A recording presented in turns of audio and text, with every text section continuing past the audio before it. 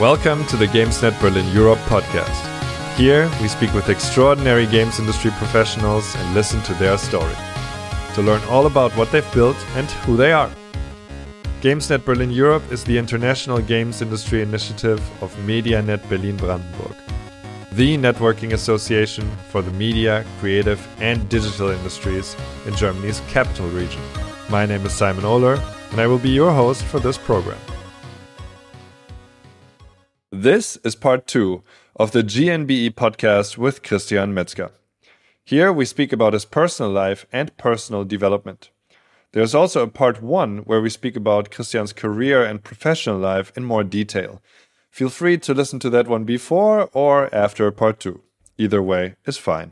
You will find part 1 on the platform you're listening on now. Hit that subscribe or follow button, if you like.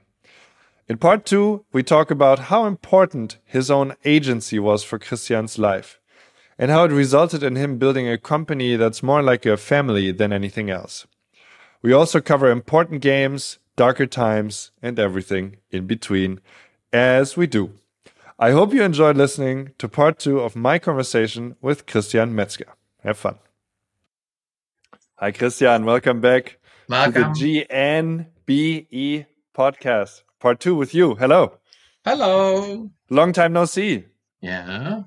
2 weeks. It felt like forever. Yes, ages.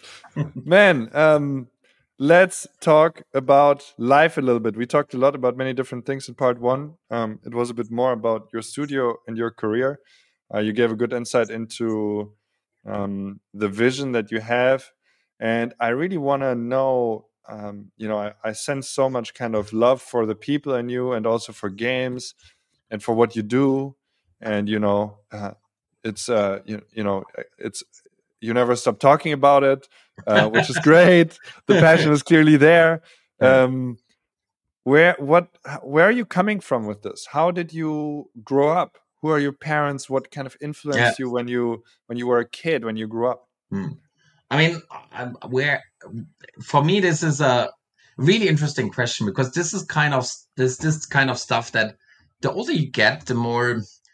It's so funny, because you grow older, and it's your youth and your upbringing is much more far away. But funnily, it becomes more and more clear to you how much that foundation you're building there, that foundation that your parents built, yourself you're building, how much that influences also your future. This is really interesting, and I think it's one of the reasons. I mean, I don't know if anyone else out there has the same feeling. It's like when I was young, history was just mediocre interesting for me. I was interested in stuff that also influenced me, like as an example, everything in the 20th century I was really interested in. It's like especially stuff for like the Cold War and stuff like that, because that was influencing me. There was like the sirens going off. There was the fear of I was born 1974, so I still had this fear of a third world war and stuff like that. So everything in the 20th century interested me, because that was my reality. My reality was all those things that came out of the beginning of the 21st century, and that led basically into the Cold War and the situation we're in. But everything before didn't interest me that much anymore. And I think that's the funny bit about our brains, is that the older you get, the more interesting it becomes how everything is tied to each other, and how something that happens in the Dark Ages, is like in a long line, how that basically influences our today. And so history was not very interesting for me when I was in school. But now it's much more interesting. I think, and that's the same. And this is basically the same when it comes to your personal development. It's like, yes, you're a different person now, and yes, but there's some base traits you're having. They are built when you're growing up. And when I was growing up, I was always the nerd kid. So especially when I was younger, it's like, for me, reality was always a little bit boring. It's like it had so much horrible stuff in it. So besides, I had to do what my parents say, which I always hated. I can imagine. Everything I had to do in real life was always a little bit boring compared to all the cool worlds that I then started to learn about. It's like reading a lot of books, sci-fi books, Lord of the Rings, all that kind of stuff. Starting to play video games again. There I was the hero again, and there I was so special and everything. Because I always felt when I was young, it's like because I was so young and I was so nerdy, and yeah, sure, I was overweight and all that kind of stuff.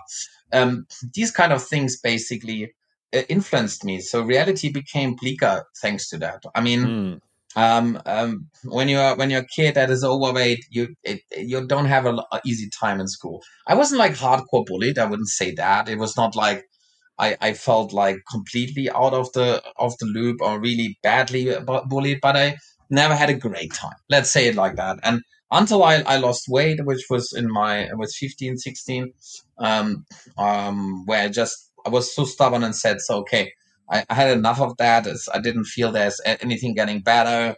I want a girlfriend. I mean, like the typical stuff you have probably when you're a kid, and then I lost weight, and that changed How also did a you do lot. that? How did you go about it? Because I imagine you were probably 15, 16, and I mean that's a whole science on the internet right now, how to I mean, lose weight. I did basically what I do at the moment again with my 46 intermittent fasting. I did basically back then. So I Did ate. you just find that out intuitively, or Yeah, it did you was. read I mean, about it? it was called back then FDH, like Friss die Hälfte. Eat half of it. Yeah, okay. Yeah, I eat half of it. So That's hilarious. basically, Okay. so I ate in the morning, I ate at lunch, and I didn't eat anything in the evening. I ate sometimes a yogurt or Okay. something like that, nothing big. And did that for half a year and then growing, and then I lost 25 kilogram, and I was pretty thin then back then. So, and then that changed my perspective on a lot of things. So suddenly Like the what? world was not so bleak anymore. I mean, it's like, because Was that about agency? Was it because, you were like, yeah, okay, maybe I'll change something, and then yeah, you actually did? yeah, I changed something, and also the reception of me in from outside people changed. I mean, I there was one example of a girl that I fancied before. I was still overweight, and then she said, "No, let's just be friends." Because I was always in the friend zone, which is a typical thing. Because I mean, I was a nice person to talk to and stuff like that. But yeah, I mean, in the eye of a 15-year-old girl, was probably not attractive enough. And then basically, and then after I lost weight, she wanted to go out with me, and finally, then I didn't want to do it. So and it didn't help my personal development that happened, because it was a bit, I mean, to see how superficial people are and how important that looks was at this age was something that really I hate. I mean, I now was and basically I changed sides from being bullied at. I was becoming a little bit a bully, not in a mean way. That again, it's like there was nothing crazy. I'm not a bad Well, person.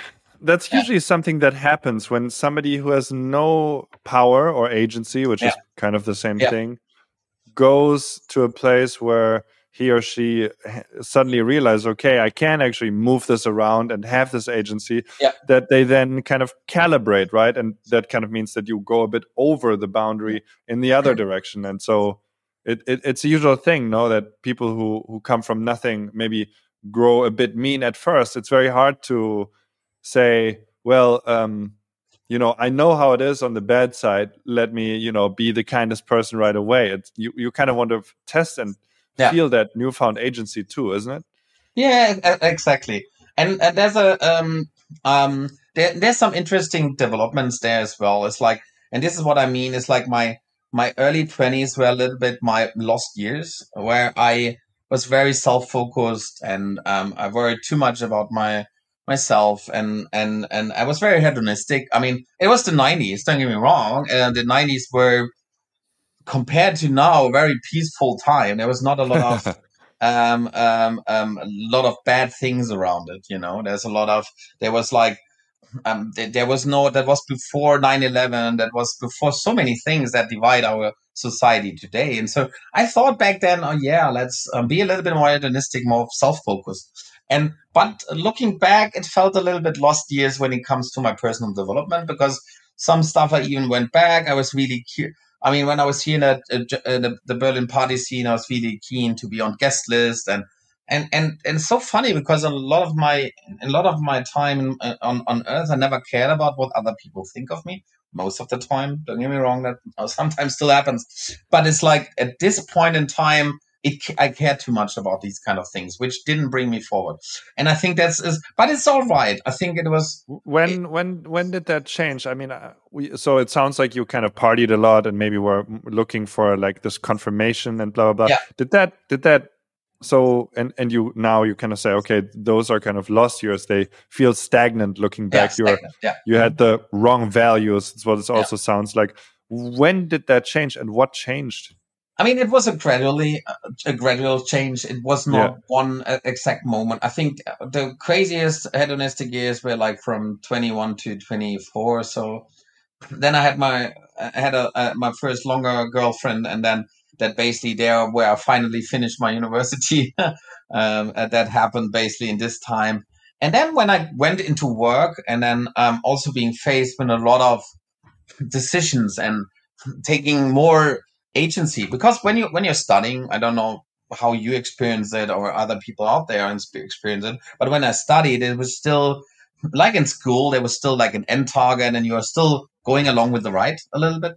Yeah, But of the course. moment you're switching and you're becoming again agency, you in control of your own life, you suddenly think much more about yourself, where you're going, what you want in life. But nevertheless, I mean, it took me still.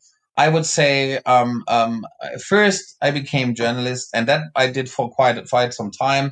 From 2006 to 2011, I was editor in chief for Eurogamer, and there was like this was my point in time where I was stable. I would say I had good friends, had a long relationship and everything, and I reached a certain height in my career with that role. But then again came the point where I became a little bit restless, and I felt that's not the end, that's not the goal. I feel And that. this is when I switched to the other side and switched to game development, and there I tried out a little bit like before. I became first PR, then I did biz dev and product management, and then I became a product owner, a product director, and then I decided to do my own thing. And now it's really funny. So basically, these changes in life come always in waves. I think that's the key component. There's like a lot of times stuff builds up, and then you build it, and then the pressure is up, and then you change something, and there's a lot of times it was a good change for me. I can tell you, and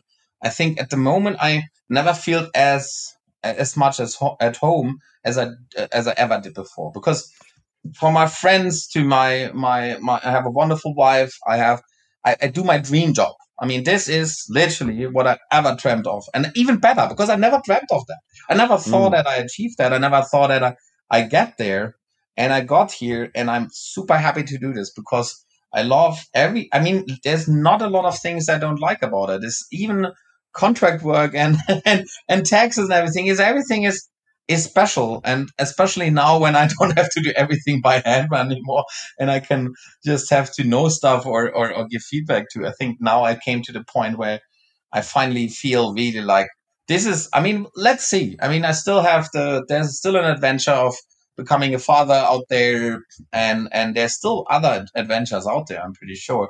But when it comes to my career, I reached a point where I think this is already a great. I mean, this is exactly where I wanted to be. I mean, there's still probably sometimes a little nagging feeling. Yeah, I started with medicine, so there's still sometimes the feeling, what would have been? Yeah, would have, should have, could have. But it's not really strong. I really feel at home where I am at the moment. I want to ask you about home and family too. You said in part one, and if you, dear listener, haven't listened to that, you can listen to that.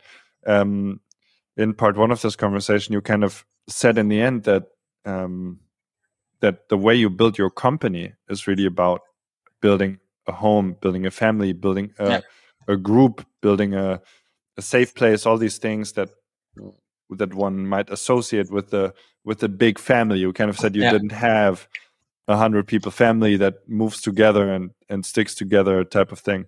Yeah. What do you is that like? What do you think motivates you to build this home for yourself? Yeah. Because that's what it really sounds like when I listen to you. Yeah. That you're looking for this belonging, this connection Yeah. in your work. What do you think motivates you to build that like that? I mean, like I said, I think the key component here is that I come from a family where there was love.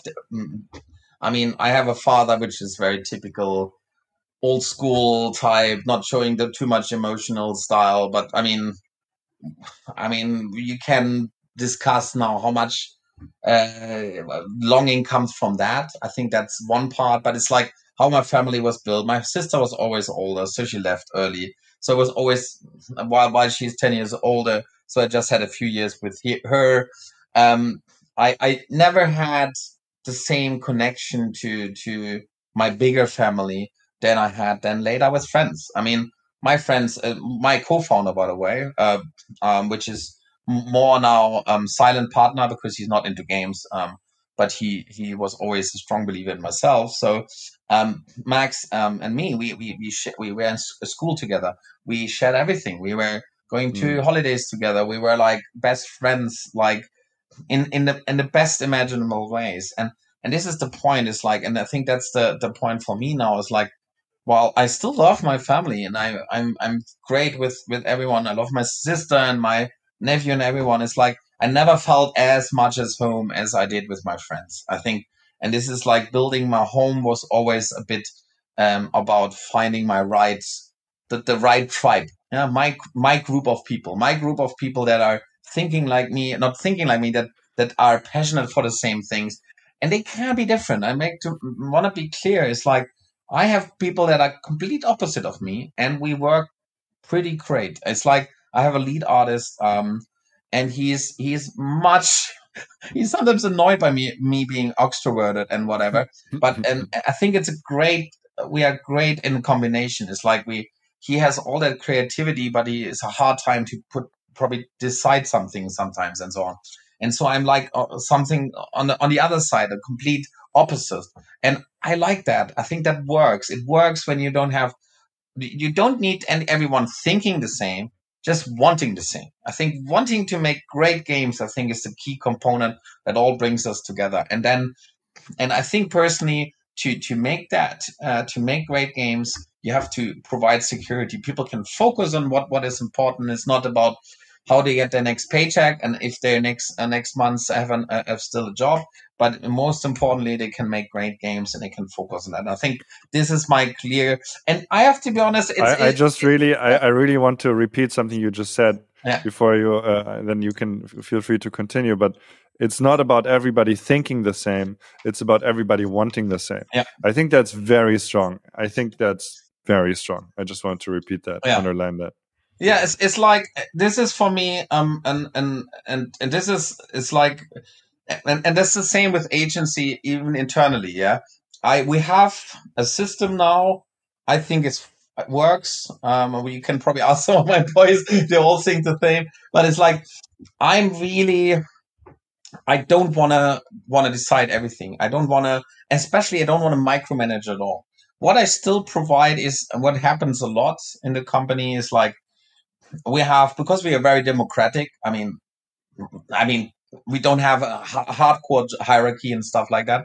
So, so there's a lot of times that there's pet situations, and like one opinion is this, one opinion is this, and so I'm most of the time I'm the decision breaker. I'm the guy who then makes the decision.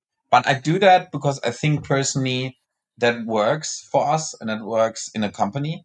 It's not an easy one. I mean that we originally I had a co-founder, another co-founder, and we were co-CEOs, and it didn't work at all. We just fought. We couldn't decide on stuff, and it just didn't work. And at the moment, it works really well. I think personally, I know it's always a question of perspective, but this is how we basically work. Is that I love when people do a great job, and the only thing I'm some of my people I just say great all the time. There's not a lot of decision or big things for me. It's like I have some people where and some other people need more help. That's trust, right? Yeah, that's trust. Some people I have 100% trust, and sure we sometimes discuss a feature, but it's like I have to be honest. I would also enjoy just sitting there and seeing an awesome team producing kick-ass stuff, and I just basically just enjoying it. I would be fine with that as well. Just to be clear, it's like I don't need to be micromanaging stuff. I don't need to go into decide everything. If I the moment, and this is the last thing I want to make clear is like for me, my company is also a little bit like a puzzle, yeah, or big picture, yeah. And the point is, at the beginning, there was a lot of holes in this puzzle. And so I had to fill them out, or other people had to fill out even spots they didn't like. And so now, and this is the cool bit about now growing the team and becoming a more mature company, is like, so finally there's less and less holes in there, and everyone can do what they are best at. And I think that's the key component. At the end, I want to have the full picture, and I just want to sit in front of there. And I think that's for me like one of the prettiest and coolest things in the world. Is like when I have the feeling like everything is in flow. Yeah, it's like we have exactly the right team for that. We have everything runs like it should be. And I think I would just enjoy this, just watching that. That sounds a bit silly, I remember one time you said to me in another conversation, I think you said something like, I think I'm a good CEO because I'm lazy. yeah. What I mean by lazy is Yeah. I don't want to. I honestly, it's like I can do a lot of things, and I mean, I work my ass off as a game journalist. I wrote like 1,000 articles or something like that. But if I don't have to write one article and just give feedback, I'm fine as well. You know what I mean? It's like Yeah. I had my co-founder. I just want to make that clear. He worked with me at Splash Damage. I think he was he was a tech artist, fantastic guy. But he never. I think he wasn't a good boss because he was he was a technical artist, so he could do 3D, he can do some programming. And what happened a lot of times, if someone didn't do a great job, he just took it away from them and did it himself. And I think this is one of the deaths you can do for the company is really, really bad. It's like you take away agency from the people, and that's what we do. Agency is a big thing, I think. It's the topic. It's the topic. And that's the point. It's like if you take agency away from people, they will never improve, they will never be better, and it will always feel wrong. And I think that's the good thing is I don't feel it's like sometimes I think, yeah, probably if I would write that article or if I would build that strike mission, yeah, I'm still one of the most hardcore gamers in the company. Just to be clear, it's like I mean, it's me. When I'm come the evening, I play a lot of multiplayer games, Destiny and World of Warcraft and whatever. And so some of my game designers are not as hardcore as me. So I think that, but it wouldn't help if I basically do that. Yeah, it wouldn't help. It wouldn't help them at all to get better if I do everything. That it makes no sense for me. Well, I think that's an important lesson. That is, you can find it easily. Everybody says it that to be a good leader, you need to give agency, and it's great that you have it built in. I think it's very important, and I can also really feel what you're saying when you're talking about the flow in the company. I just want to I feel that when you say that, when the puzzle goes to completion stage and you're like, yep, and then every piece fits right away, and yeah, that's really nice. I can feel the feeling through the conversation, so I think that's really beautiful. I wanted to ask you too, before we close somewhat soon, about games. What were like your defining games in your life? Normally, I think I asked that in the beginning, but I didn't now. So cool. I mean, like we discussed it before. In Counter-Strike, I think was one of my main. Was my epiphany when it comes to online games. This is what drove me to become an esportler. It became me to become better. I think it also has had a good. It basically made clear what kind of type of player I am. I'm a typical killer achiever guy, so I like to basically be better than other people on online games. Yeah, like in one of the online games audiences. And so Counter-Strike drove me because I was also pretty good at it. I love the tactical aspect of it. I love the clan aspect, the teamwork again. Teamwork is always an important thing. Were you an in-game leader when you played Counter-Strike as well? Yeah, I mean, I was a clan leader, but in the team in the fights itself, a lot of times other people shouted out. I did sometimes. It depended on what time in my career. At the beginning, I was not that great, and I was pretty good, and then I shouted out a lot of the commands and basically tactics and stuff. And then I moved out again. I mean, it's like a very natural. Just to be clear, I was already very old when I started it. I was already 26 or so when I started it. So my reaction time was already not that great anymore. I had to basically mimic, like use more tactics and experience there. And the next point was basically, I think that's one of the key components, and that what drove me a lot. And then there are some games which also, like Homeworld was a big definer from the whole storytelling, and I loved that. Warcraft 3 was also, I did also some online play there. So Warcraft 3 and everything what came after that, from the Dotas to the League of Legends, and then sure, World of Warcraft. I had my fair time with it. And nowadays it's more something like Destiny. So it's like, a lot of times online games, I switched away from single player a lot. I still do them sometimes because I still like them. But I think online games is this competition stuff is important for me, but also working together against a bigger goal. Elements like I discussed before with that you these co-op experiences, raids, these dungeon style experiences. This is the stuff that drives me. Working with other people. The only sad thing is that it's hard for me sometimes to maintain that I had a big community of people I played with in my 30s, but that after a while that was not feasible anymore. So I play a lot of times also alone now, just online games alone. I play Nothing sometimes wrong with, with that. yeah, sometimes with my colleagues or whatever, but it's that's the only downside. It's like when I have time, and also I sometimes do it in the day in a like in at lunchtime I play a few games. So I think that is driving me is like that online game, team game. These are the, and then also like all the systems around it. And that's funny because coming from Counter Strike where there's no meta game, now I'm more and more into meta game. So it means builds like in an Outriders, in a Destiny. What kind of builds you playing? How do you min maxing? These kind of things are driving me a lot. And sure, I play also mobile games, but this is more mobile games are more for research. I'm honest to you, it's like more for research. And I Of like course. some games. Don't get me wrong, like a Clash Royale or a lot of the new games, some idle games, and so that's all fine. But like the real passion comes, and this is also why.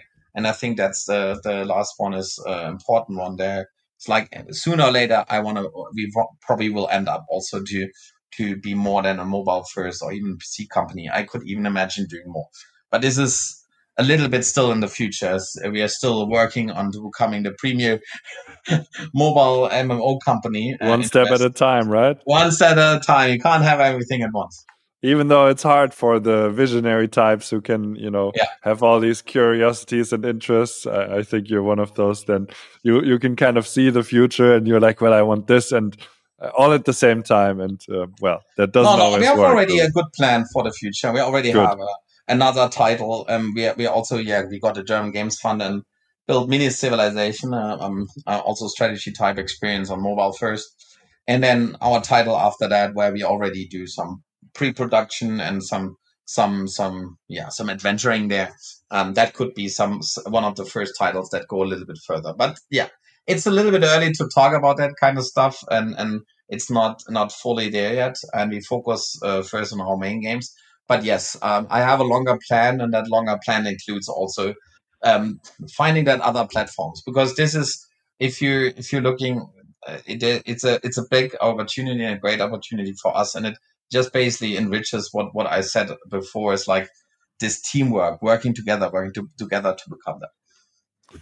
Indeed, fantastic. We started with what you were doing, and went into Homeworld in episode 1, and now we're ending on Homeworld and what you are doing maybe in the future note. So that's a great time to close. Thank you so much for this fantastic chat, Kristian. Yeah. Very inspiring, very relatable, and well, thank you very much. People can Thanks. find you at Kristian Metzger, well, or not at, but like just Kristian Metzger on LinkedIn. We discovered that in part 1. And well, the last word is yours. What would you like to share before we go? Yeah, go out of. I mean, that's the biggest thing I really like about the future is hopefully getting out of our bubble, getting back into people. I had that a really cool meeting with some guys from the Medium bot. And that was my final closing words there. Is like, that's the thing I look most forward to, is not just meeting all my friends and everyone, but also bursting your bubble, your own little social bubble, which was great. It worked fine for me in the last month. I think it was okay. I survived. I didn't feel that I was not in a horrible corona slumber or whatever. It was all right. But what I want to say is, like, finally we can get out and can experience something else than our social bubble. And that's, I think, that was drove me all the time. So for 1 year, this was fine. I mean, I survived. It's good. But I think now it's time that we have something else and we can experience new stuff and can finally go out again in the world. Fantastic. I wish it for you and for everybody else who needs that. Kristian Metzger, thank you so much and see you very soon. Thank you. Bye-bye. Bye. Thank you for listening to part 2 of this episode. If you haven't listened to part 1 yet, you could do that. And if you listened to both already, thank you so much.